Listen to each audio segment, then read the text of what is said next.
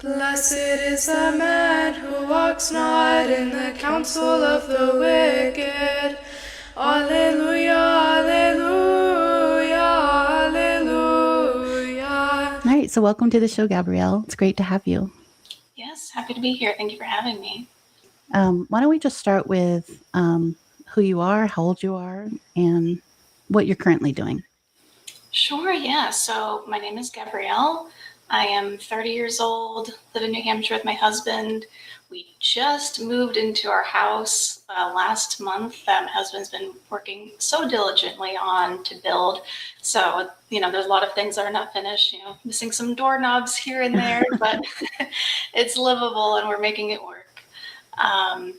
Yeah, and I'm currently working from home, but I am expecting my first child in August. So God willing, I'll be able to leave my job then and be able to take care of the baby full time when it's here.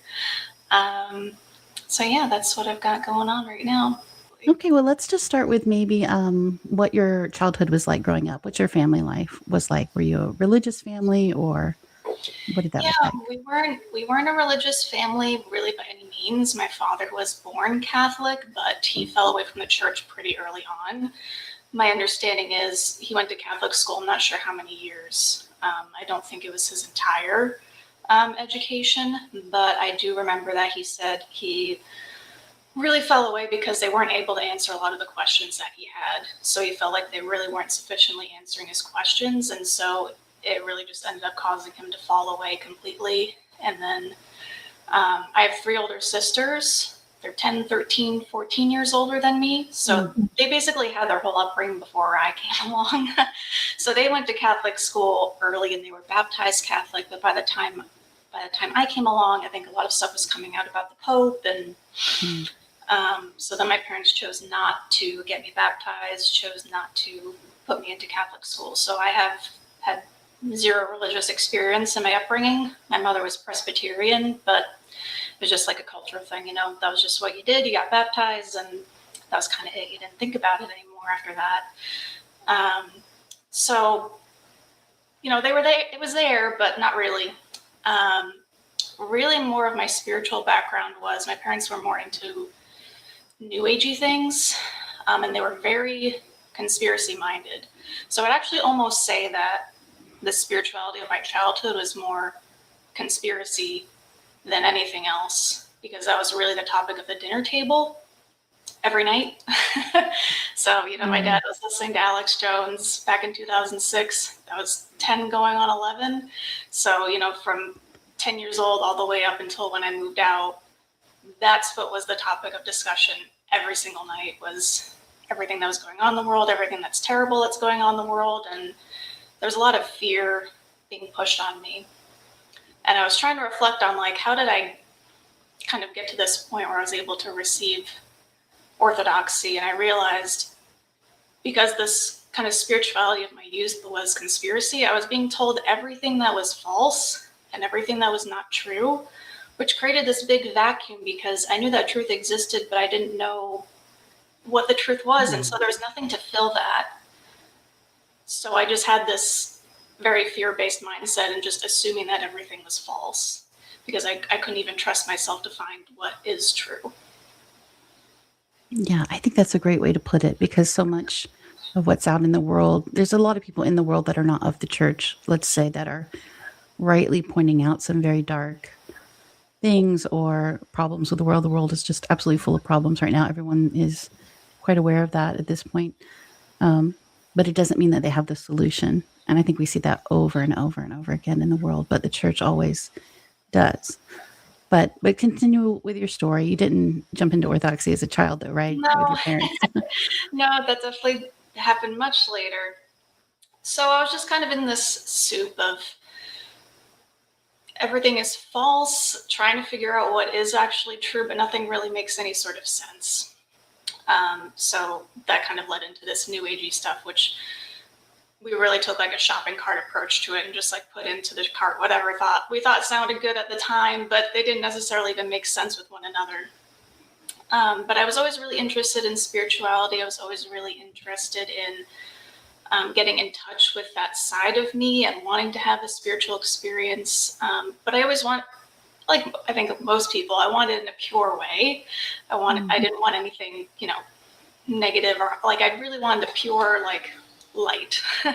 Of course, I was seeking false light at the time, but I didn't know that. So into high school years, I was getting a little bit more interested.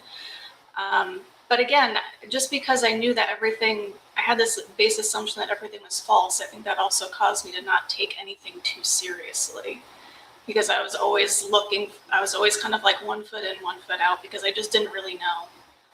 And I didn't want to jump in 100% to anything. So at one point, I really was wanting to have a spiritual experience and wanting to get in touch with my spirit guides. So I started doing Kundalini meditations. And for those who aren't familiar with that, that basically just means there's a serpent spirit in your spine that you're awakening, is essentially what it means, which is obviously extremely demonic. There's also sound good. Yeah, there's also Kundalini yoga as well. I didn't do that side of it. I just did the meditations. It only took me about 2 weeks of doing that. I would get up every night at 2 or 3 o'clock in the morning, somewhere in that window, and I would start seeing red orbs floating around in my bedroom, which made me uncomfortable, but I was like, okay, something's happening. This is working. Like maybe something will happen soon. So I kept doing it. About a week after that, I woke up at the same time, and the way that my bedroom was situated, there was a staircase on the opposite side of my bed outside the wall. So I woke up at that same time, and I heard footsteps coming up the stairs into my bedroom. Of course, I can't see anything. I just hear it. Steps all the way back behind my right shoulder, and just this menacing, heavy breathing. Obviously scared the absolute daylights out of me. Yeah. How old were you again when that happened? When that happened, I was somewhere between 18 or 19. And did you tell your parents, or were they aware of this? I don't remember if I told them or not. I think I might have. And, I'm sure they would have believed me even if I didn't tell them. But, yeah, I just genuinely don't remember if I did or what their reaction was to that. I know that if I did, they would believe me and take it seriously, like something happened, but they wouldn't have done anything about it. I think they would have just been impressed that I had a spiritual experience more than anything else. Wow. So that happened, and I just immediately, I connected it with what I was doing. I was like, okay, I don't know what I'm messing with here, so just time to drop it all. And so I never did those meditations again. At the time, I believed in angels, so I had called out to the angels to help me. And I never had anything like that happen again. Thank God. I'm sure he was protecting me, and he didn't allow me to be deluded. He just showed me what the evil was immediately. So that way someone as dense as me could see that I shouldn't keep going down this path. So I didn't. So let me ask you a question I should have asked a few minutes ago. Did your parents still, excuse me, were they still like believing Christ, and just thought that maybe somehow Christ and all these other New Age ideas were somehow could go together, or had they kind of completely rejected Christ along with the Catholicism? It's part of how their beliefs are nonsensical, because it's constantly changing. I know at one point, and also their beliefs vary between the two of them a little bit. It depends on whatever book they're reading at the time, to be quite frank. Okay. So whatever book they're reading at the time, like that's what they believe.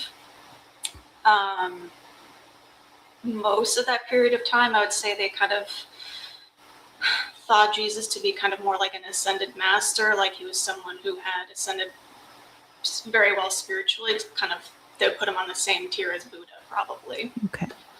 But more recently, past few years, my dad started reading some books that led him to believe that Christianity was a conspiracy created by the Romans. So that's his more recent. The Roman pagans. Process. Yeah. Okay. That's a new one for me. I haven't heard that. Yeah. I think the more fringe stuff he tends to get into, the more fringe it seems to be, the more true to him. Okay, so you're having this experience. You decide to stop. Where do you go from there? I just float around into nothingness for quite some time after that.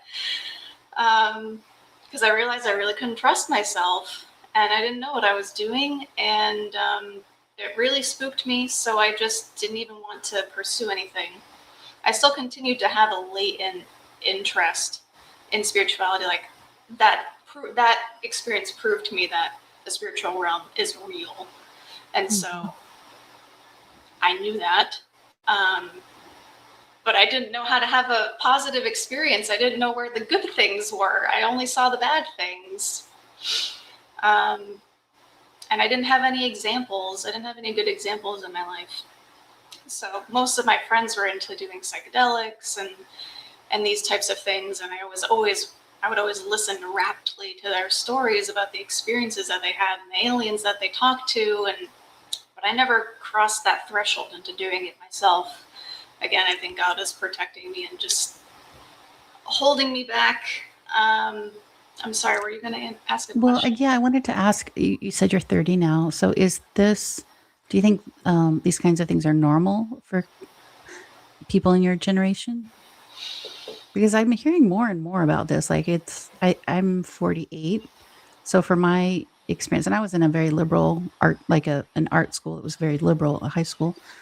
So we had this even in the 90s, but it was only like the kids that were the most far gone, maybe like 5 out of 100 who were doing psychedelics or really hard drugs and things like this. But it seems to be pretty common for people your age. I mean, I would definitely agree with that. I think people my age and younger, there's just an increasing amount of nuns, people who were Mhm. not baptized at all, not raised in any particular religious tradition. I wasn't taught anything about Christ. I barely even knew that Easter was a Christian holiday. Um, so there's a lot of people like me that come from that background, and so it's just very natural to want to explore, well, what is out there. And at least in my case, I was intentionally not baptized because my parents wanted me to choose for myself um, whatever it was that I was going to be.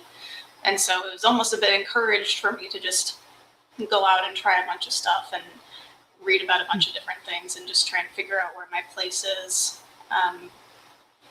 because there were no guardrails really at all. Yeah. If your parents are having the same questions, of course, there's no one to help you and guide you through that. Okay. So you're floating around for years now. Hmm. And then I guess what started is that COVID hit. That's where I really had to come to terms with my fear-based programming that I had from my upbringing, and it really did grip me, especially at the beginning. Um, and it really shook me. The world went nuts, and I didn't really know where my place was. I still wasn't really like thinking about it on a spiritual level. I was just thinking more of like how am I going to survive this Mhm. level? Um, and how does this stop? Because it's crazy. So I guess that's where some of the political aspect of it comes into play. I believe that the solution was, jumping into libertarianism and fighting the power and doing that kind of thing. And so I was getting into that. I had a past with it. Like my parents were libertarians, so it's not like it was an unusual thing for me to be doing. I was kind of raised with that sort of mindset anyhow. Mhm. I just became more interested in it because it's felt more relevant at the time. So that caused me to start listening to podcasts again. And Cyprian popped on one of the podcasts that I was listening to. And if people aren't familiar with him, he was on the Royal Path podcast with Father Turbo, and he's popped up in other places. And I just remember listening to him, and he was really warning people because he was also libertarian. So he also came from that background. He lived in New Hampshire for a period of time, just like where I live now. He moved here for the Free State Project for a period of time. So I already had some things in common. And he was just warning people like, hey, this isn't the solution. Like, you're kind of totally missing the problem. This is actually a spiritual problem. And I remember being kind of frustrated listening to it at first because I didn't want him to be right, but like I couldn't disagree. It was like everything he's saying is. Could you maybe explain that a little bit? Because I think that's a really important thing to understand. Yeah, because basically he was coming on all these libertarian podcasts because libertarian wanted to have a political solution to this issue. Hey, we just need to inform people and like politically solve this problem that is happening right now. And Cyprian was saying, no, this is actually a spiritual problem. You're completely missing the issue. Looking for a political means to solve this is not going to solve the problem. And forgive me because I haven't gone back to it. Like it's been 5 years now, so I don't remember, exactly how he said it. But I just remember having this internal conflict because I could hear that there was truth in what he was saying, but I didn't want to totally accept it yet. Mm-hmm. But I just continued to listen to his appearances on different things. And I would follow him. And then at one point, he started posting videos of the Royal Path podcast with Father Turbo. And I remember the first few episodes came out and it didn't really seem like something for me. So I just kind of ignored them. And then the AstroWorld Festival happened. So this was in November of 21. I think the exact date is November 5th of 2021.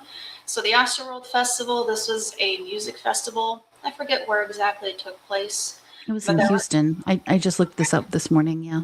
Okay, so it was in Texas. There was one show in particular. Travis Scott, he's a rapper, so he was the artist I was performing at the time. And there were a lot of people that died at that concert, specifically during his show. A lot of people say it was due to crowd crushing, so people were just suffocating because there were. But I just remember seeing that happen and remembering from my past, like in my childhood, of all the things my parents would say about the music industry being satanic and, some ritualized things would happen at these events at sometimes.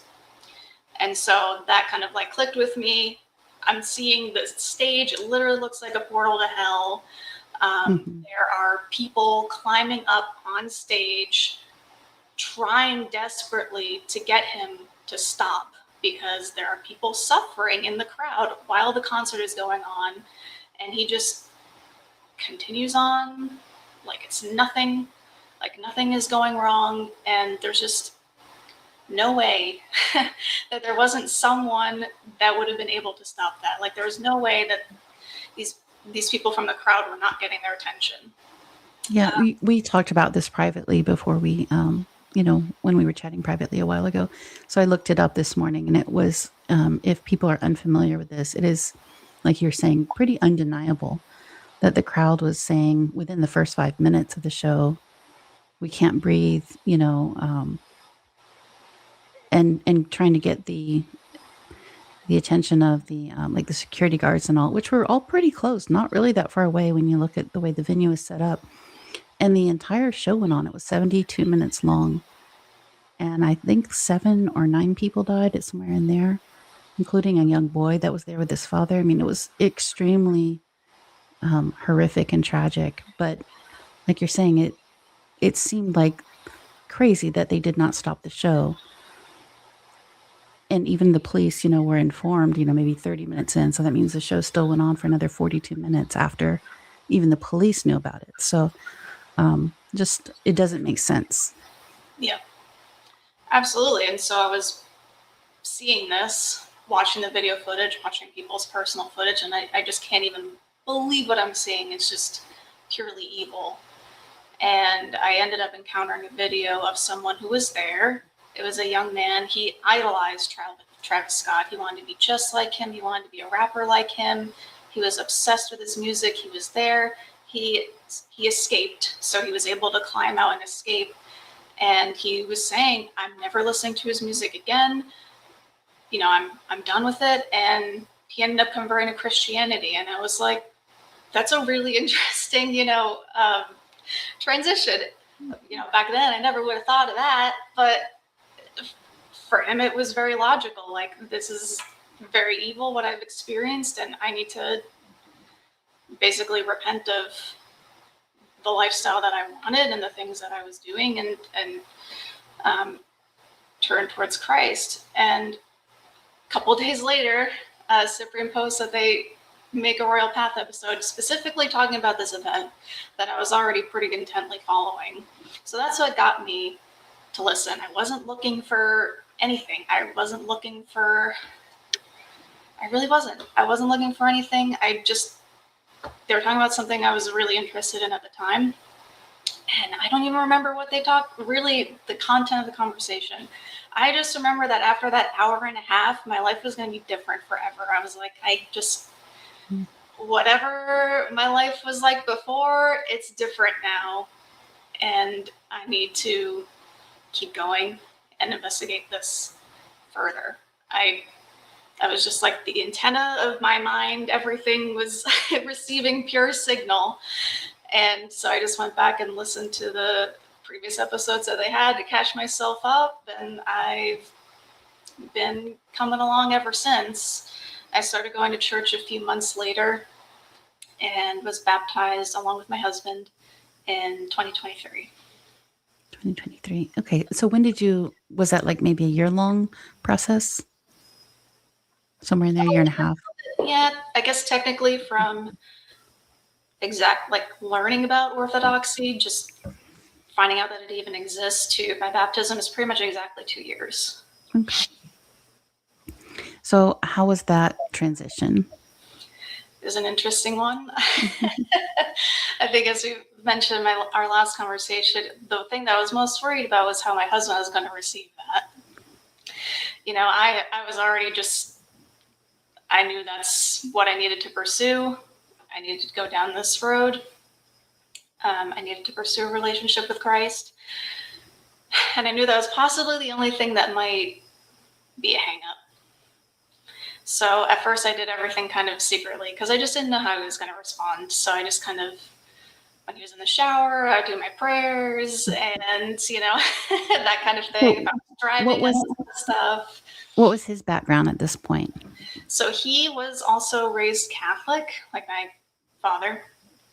He also went to Catholic school through elementary school, so K through 4. He had a pretty negative experience. It was pretty damaging for him. Mm. So he just had a really negative view of it. But he didn't have a necessarily negative view of Christianity. It was specifically of Catholicism. After that, he was really just agnostic. He had a short stint of being interested in Buddhism, but never really went all that far down the line. So he was just kind of content with being agnostic and not really knowing and not really exploring anything. Okay, and so how does he feel once he realizes that you're pretty far down the rabbit hole, the Orthodox rabbit hole? So a few months down the line, I'm still praying by myself and listening to things, and I'm like, okay, I got to start going to church. Like, I can't just do this in my head. I have to participate in the community and be a part of that because that's essential. So I was like, okay, well, now I need to tell my husband because he's going to be wondering where I'm going on Sundays or other days during the week. And so I finally very sheepishly tell him, and he's pretty antagonistic to it. He's basically just, good luck, have fun. You can do that on your own time. Don't invite me. I'm not interested. Don't try to convince me of anything. Basically, like, I had my bad experience. I don't need to go back to doing that. If it's anything like Catholicism, good luck, have fun. So that's where we left it. Could be worse. Yeah, it definitely could be worse. He very much respects my autonomy. He's not going to force me to do force me to not do things or force me to do things. Just don't force him to do things. So that was where it was left. And I think we both had this mutual fear of, well, this is a really big change. And is this going to cause us to drift apart in some way if he never if I go all the way in and he never pursues it himself. And we were both nervous about that, and I think reasonably so. We were married for 3 years at that point. It's not like he signed up for me to just magically convert to Orthodoxy at one point. So I'm kind of asking a lot by, I'm not going to be around on Sundays anymore and these types of things. So I understood that was a big change, and there was definitely some fear there. But also know my husband, and I know how he responds to things and what he's receptive to. And I also chatted with my priest at the time as well, and just like, hey, this is kind of where we're at, and he just suggested what I kind of already knew to be true. Like, just don't force anything. Don't push anything on him. If he asks a question, answer the question, but really just leave it at that. And so that's how I approached things. It needed to be his own decision, and it needed to be something that he came to of his own volition. And I wanted to make sure that I respected that as best I could. Obviously, I'm sure there are moments that I miserably failed at that, because it's so hard not to be so excited about Orthodoxy, especially when you first find out about it. It's the only thing you want to talk about. You just want everybody to know. Yeah, we're all guilty of that. Don't worry. Yeah, it's really hard to not just word vomit about it all the time, but I did my best. And I just prayed a lot. I especially prayed to the Theotokos during that time. I really asked her, please soften his heart. And I was also just honest with God, if there was anything that could stop me from going all the way, it would be, losing a good relationship with my husband. That was really the only possible thing that could have held me back in any measurable way. And so God had mercy on me. But that's what I was doing, especially at the beginning. I just basically pretended like I wasn't doing anything different. And I started, because he would listen to those podcasts with Cyprian with me, the libertarian ones. So he already knew about him, and he was familiar with him, and he liked what he had to say when we both kind of came around to it. And so when I was just minding my own business, I would just start putting some real podcasts on the background, just casually. Not too loud, but just enough for him to hear it. And I could tell that he was paying attention, but we never talked about it. Again, I just would have it on the background, and I could tell that he was listening to it, and I just never said a word about it. And then at some point he started doing evening prayers with me. So we started doing evening prayers. And then, I'm not sure how much time transpired after that, but there was, specifically after our Royal Path episode ended, he asked me, what time do you leave for church in the morning? And I was so excited. I was just trying to play it off cool. I leave at 9. And he came with me for the first time, for real. And, after that, he's like, don't expect me to come all the time. I'll only come once a month. Don't ask me to come every week. I was like, okay, that's not a problem. I'm happy that you even came at all. This is truly wonderful. And so did that for a while, and then eventually started coming every other week. And he's like, don't expect me to come every week. I'm not coming every week. And then, I knew. I just of course, not a problem. Now it's every week, of course. But, I just knew. Respect his boundaries that he's putting up. But I knew that it was going to change. So, yeah, it was just kind of this slow easing in. And then, of course, as he got more interested, we would speak about it more. And, then he eventually became a catechumen and started doing the intro to Orthodoxy classes with me. And so, yeah, it became he took it on for himself at some point. It wasn't like I was, I really wasn't forcing anything. Yeah, it's such a beautiful story, really. Just a lot of joy to hear.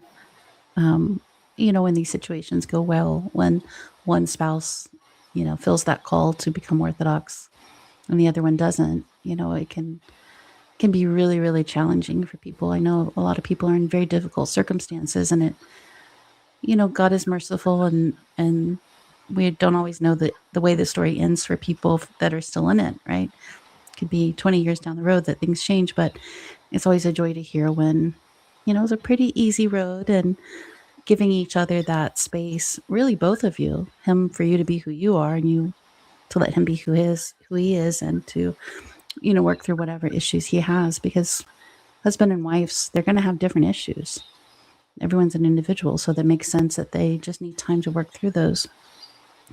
I wanted to ask you what it was like to be a catechumen and to come from the nuns, the kids that grew up with no faith. I think, again, I'm about 20 years older than you, and growing up in the South, even though the nuns were on the rise at the time, the South was still very much, and maybe still is, the Bible Belt. And so the Christian stories, the Old Testament stories were very much part of our culture. And you just kind of knew things by osmosis by being in the culture. And I don't think that's true anymore for most people. I do a little bit of catechism locally, and I'm seeing that there are a lot of people coming to the church who don't know the basic Bible stories, who kind of don't understand the basic Christian view of how the universe is structured.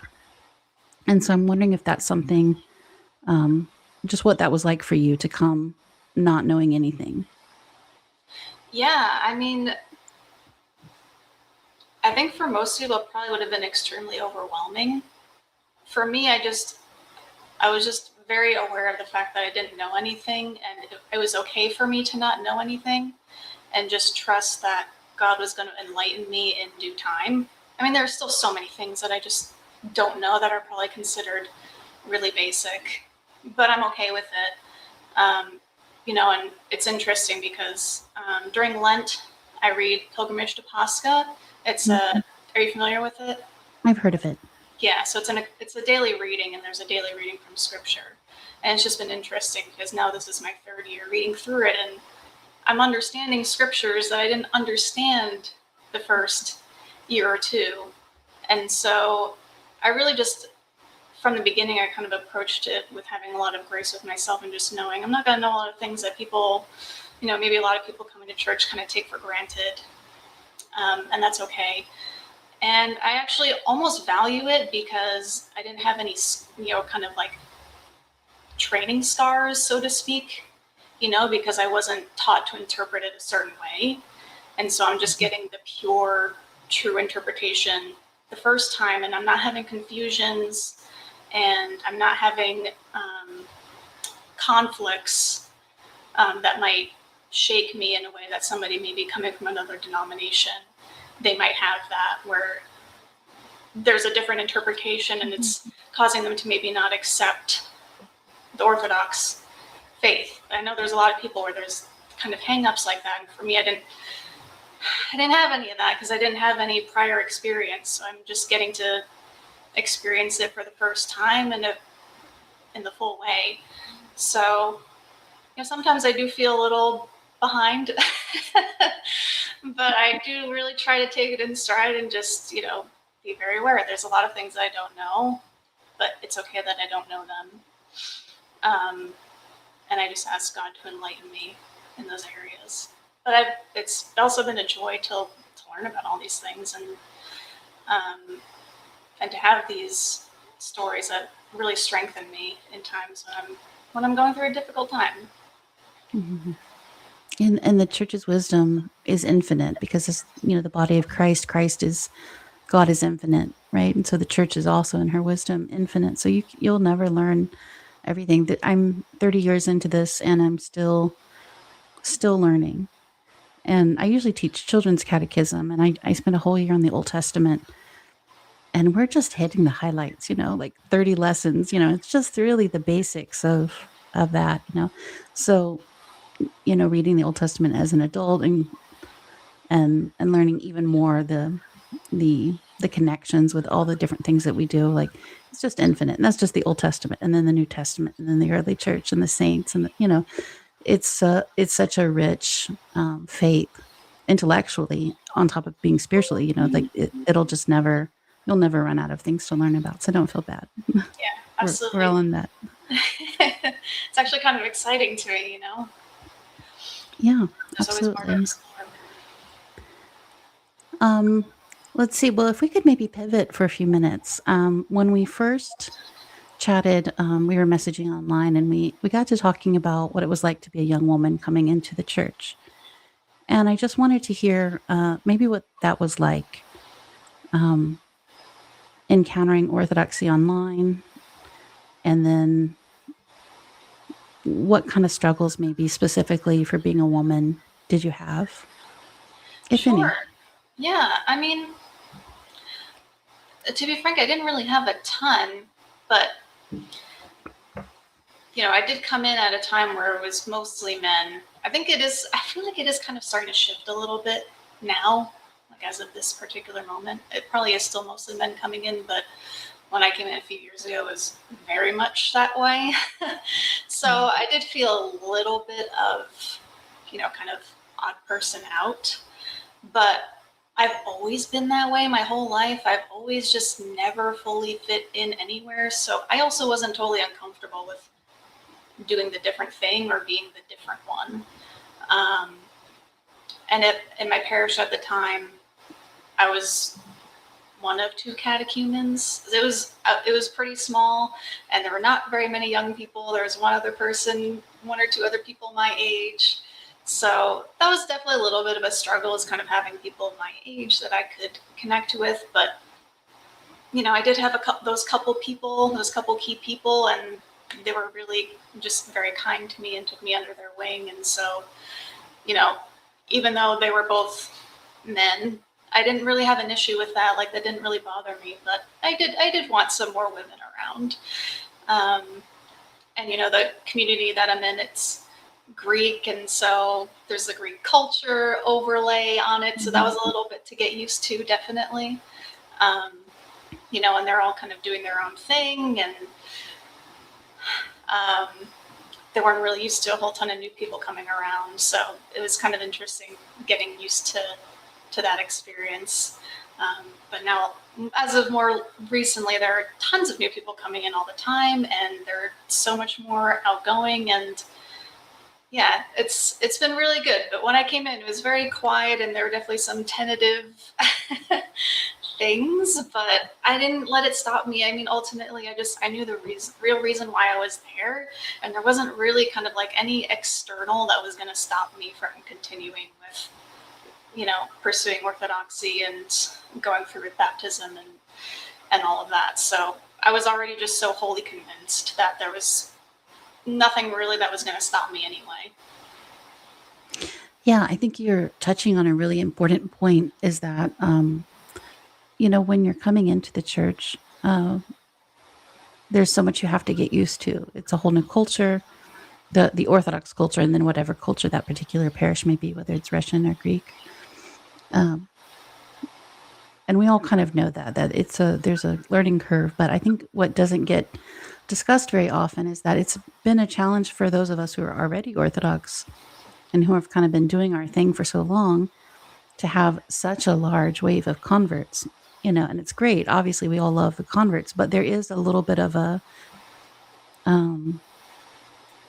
culture difference that I think we don't maybe talk about enough, because those of us who have been in the church for a while, we're used to church culture and maybe Greek culture or Russian culture or whatever. But the people coming into the church have they're almost like refugees from the world, right? They've gone through so much, right? Whether it's different political backgrounds or different religious backgrounds or emotional backgrounds. So they're coming in with a lot that is maybe foreign to us. And one reason why I do these interviews is for people in the church to see these are the people that are showing up to your parish, and maybe try to understand them, because whether you've been in the church your whole life or you converted a long time ago like I did, the moment now is very different. As you pointed out, you know, people are in a very different place than they ever have been in America. And I think it's important that those of us in the church understand that. Yeah, it's absolutely true. And I definitely think that was part of it, especially with me coming in at the time that I did. I was kind of, in terms of my particular parish, I was early. there weren't that many people coming yet. And so they didn't really know what to do with me. And I wasn't as well read as a lot of other people, but, other people in that cohort coming in, they were really well read. They Mhm. read all of the theological documents and books and all of the things. And I think that was my priest in particular, he recognized like this is a different type of person that is coming in now. It's not somebody that you really have to, like, you have to educate them on the practical aspects of the faith and not the theological aspects, because they've already read all that by the time they even come into the doors of the church, which is a very different experience for him. It's more like, typically, it's more like the flip side. And, I'm sure there's some areas of improvement, but I think overall my parish has done quite a good job of, adapting to that. And, something that they've started doing is trying to get more of the established, like, Greek parish members to take some of these inquirers under their wing and develop more of a one-on-one relationship with them, which has done a really great job of integrating everybody. And, the Greeks. That's excellent. And the Greeks have become a lot more outgoing, and it's even kind of like rubbed off on me. Like I've been getting, I've been having better relationships and more personal relationships with them, and it's really been wonderful. So I think that action in particular has been really good for us. Yeah, that's really beautiful. That's wonderful to hear. Now, one other thing that you mentioned when we were talking before, you kind of used a term that I thought was really interesting, the great forgetting. And I think we were chatting about being a young woman in the church. And even though I'm older than you and came in a lot longer, our stories are very similar in a lot of ways. So what we both have experienced was coming to the church and realizing I actually don't know what it means to be an Orthodox woman. But let's talk about that for a minute. What is it like to try to find what an Orthodox woman is? Yeah, obviously very interesting. And just from my upbringing, I didn't really know from my understanding back then, what the proper archetype of a woman was. So I was never really fully grounded in that anyway. So that also made it a little bit harder for me to feel comfortable with, well, what does an Orthodox woman look like, and how do I step into that and attempt to embody that in the best way that I can. And so, coming to the church, at that time that I didn't really have a lot of female parish members that were connecting with me. So I wasn't really getting like a great example from being able to form a personal relationship with them. I was just kind of observing what they were doing, which, informs a little bit, but it's different than developing a real relationship with someone who's really kind of rooted in their faith. So I didn't really have a great real life example at the time. Something that really helped me as I came along was just reading lives of female saints and, doing my best to embody their experience. And it was really helpful for me because I knew that it wasn't, because from my past and what I cobbled together what a woman was supposed to look like, it was very much a caricature. Like it wasn't just a real life example. And reading the female lives of the saints, you can see all of the variety. It doesn't all look the same. Mm-hmm. But there is a through line between them at the same time. They're disparate, but they're connected at the same time. And so that's what ended up really helping me the most, was just reading about them and trying to follow their example. I especially have a closeness with Saint Zenny of Petersburg, right from the beginning. So I always felt connected with her, and that definitely helped a lot. And then later on, some more women did start coming to my church, so that definitely, I feel like, helped speed things along. But yeah, it was mostly just reading the lives of the female saints. I'm trying to think if there's anything else that impacted it, but nothing's coming to mind at the moment.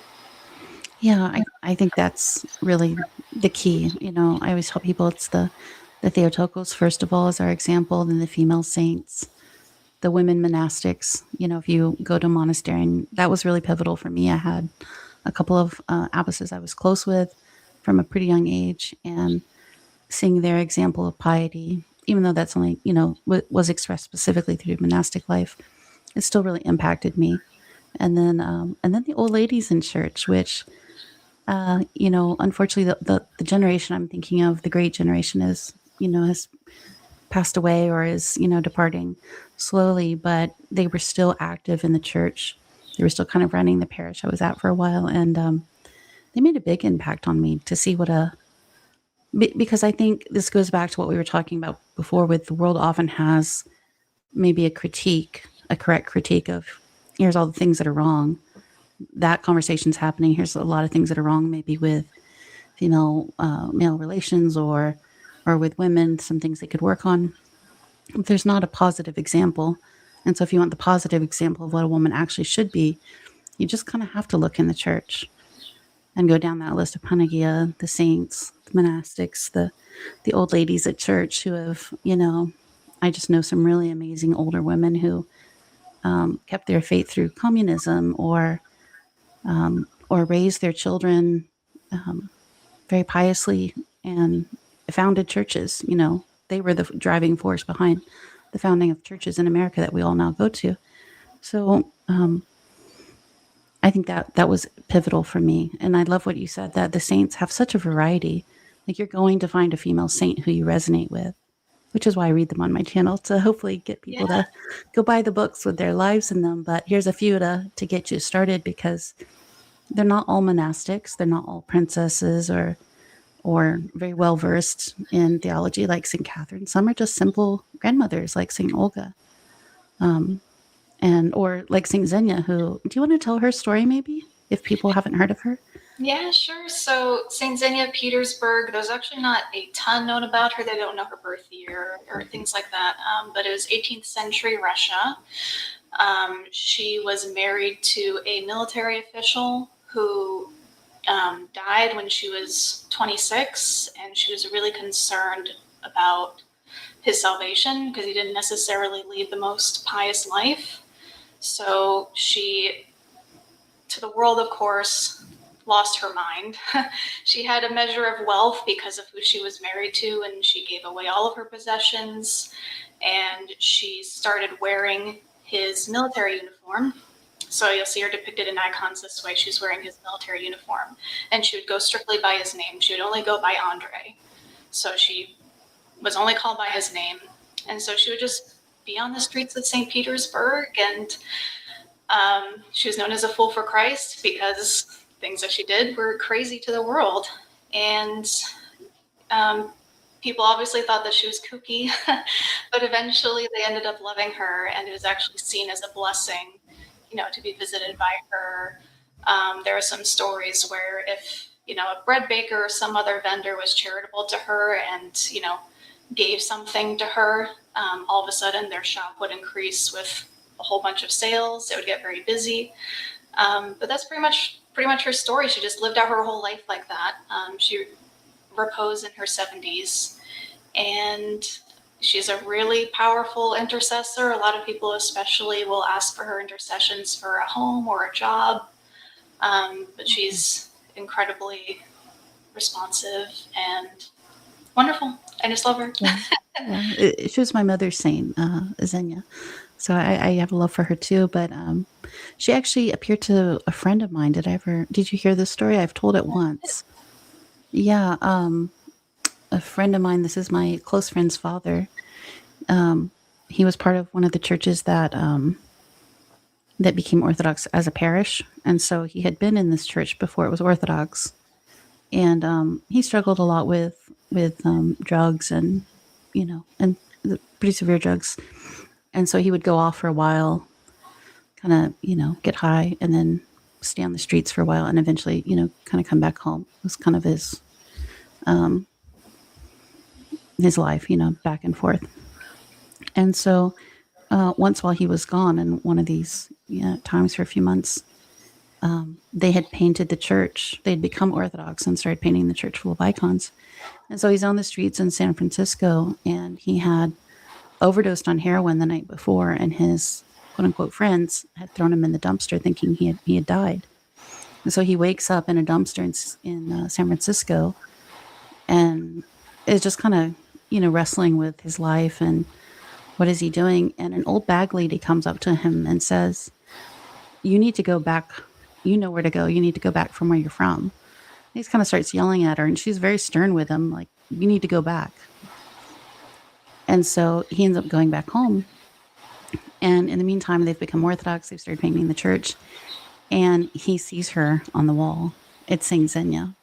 And that's the lady he saw on the streets of San Francisco. So That's amazing. yeah, it's a really wonderful story. I think that's from probably around 88 or 89. But he's still living today. He's still struggling. So he's still an Orthodox Christian.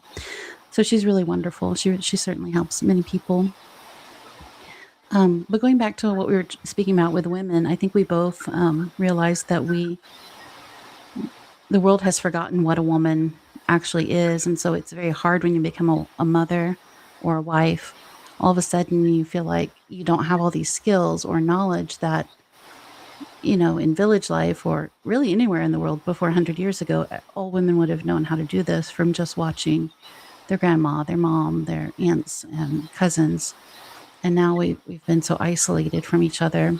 So much of that knowledge is gone. And I think that's what you were referring to with the great forgetting, right? But I'm encouraged that there are people who are trying to restore that, coming home again and seeking out older people to learn from. So I am encouraged. Yeah, me too. I mean, it's been a wonderful side benefit for me, especially more recently, because I think that was really the main thing that I lacked. And the main thing that I didn't, really have an understanding of is, well, what does it mean to actually participate in a community, and what does it mean to actually be part of one? Because I've always put myself just kind of on the outer edge of the circle. Like I said earlier with my beliefs, like I was always kind of one foot in, one foot out. As soon as something started going a little off, I pull my other foot from the outside of the circle. So it's been really beautiful for me to experience and what it means to actually be part of a community and what that looks like and the struggles that come with that. Because, I hang around anywhere long enough, people are going to see, my faults and have to wrestle with that. So it's really been a good learning experience for me. And when you kind of get through the other side of those struggles, the deepening of the connections that you can have and how beautiful that is. Yeah, and that goes back to why you were talking about, you realized you really did need to go to church. I'm obviously online. I even have my own little online community that for women that they can join, but that's not supposed to replace actual real in-person community. That is the standard. And there's so much that won't translate from if you're only doing online Orthodoxy or trying to build community online. It's not the same, because those people that you labor shoulder to shoulder with year after year, something changes in all of you. You really bond in a very unique way, I think. Yeah, absolutely. Well, it's been a delight to talk with you. Any final thoughts, maybe advice for young women who are looking for the church or interested, but are hearing that it's very masculine and, that you have to read all these theology books before you step in? And yeah, I mean, definitely don't need to pass any sort of test to get into the church. So no need to worry about having to read all of the things or read all the books or, follow all the things that people say you need to do. Everything is at your own pace. I think, I came from a nutrition background. So like in my nutrition course that I took, something that was a big focus was the concept of bioindividuality. And so the ideal diet is not going to look the same for every person. There's going to be a lot of commonalities, but there will be some things that are unique to you, and to recognize the importance of that and the value of that. And I would say that Orthodoxy is a very bio-individual faith. The church meets you where you are at. So it doesn't matter what your starting point is. It doesn't matter how much you do know, you don't know, how much you pray or don't pray. none of those things matter. It just matters that you start and that you get started. So don't feel like there are certain things that you need to do or that you're lacking in any sort of way. Just get started. Just start coming to church and, allow the church to transform you in its own time. Nobody's story is exactly linear. There's no checklist of things that, you're doing things exactly right on the way there. Just do your best to trust in God that He's guiding you in the way that you need to be guided, and you'll make it. So that's a beautiful place to end, Gabrielle. Thank you for being here. I don't know if you have social media that people can follow you on, or if you like to stay under the radar. Yeah, I pretty fly under the radar. I mean, I don't have any social media. I guess there's some things. Actually, is there someone else I could plug? Sure, Would that work? absolutely. Okay, great. So there's actually a retired priest that I've become very fond of in the past couple of years, and a lot of people have actually benefited from his work. So if anybody has read the Spiritual Counsels of St. Paisios, he translated those books. And he actually has his own publishing company where he has all kinds of other books that he's translated from Greek to English. Multiple books from different monks on Mount Athos. He's also written himself several really wonderful books that are just great for people who are new to the faith. He's written a book about baptism.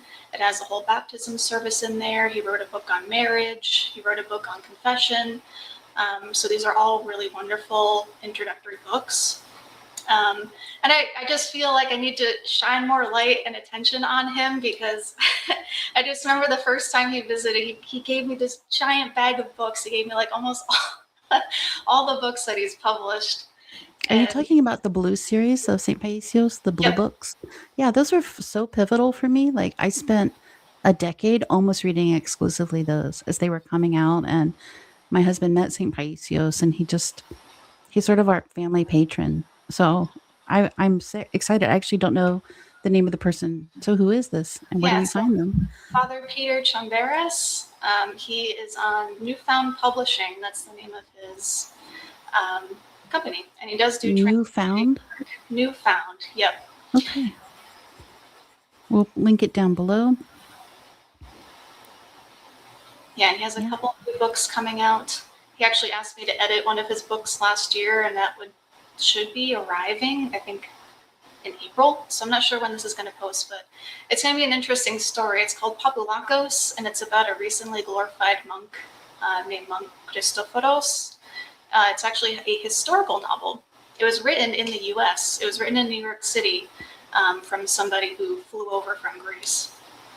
And it takes place right after the Greeks regained their independence from Turkey.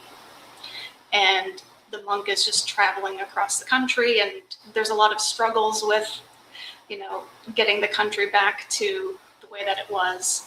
It's a really interesting read. It's a good, it's a historical novel, so it's more enjoyable to read. Like, anybody can read it. So it's a good one that'll be coming up. Yeah, well, thank you for sharing that. I hadn't heard of the publishing company, so don't tell my husband. I might go buy some more books today.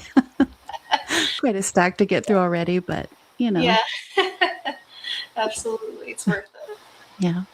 Well, thank you again for being here, Gabrielle. It was a delight to chat with you, and thanks for being here, everyone. Take care. Alleluia.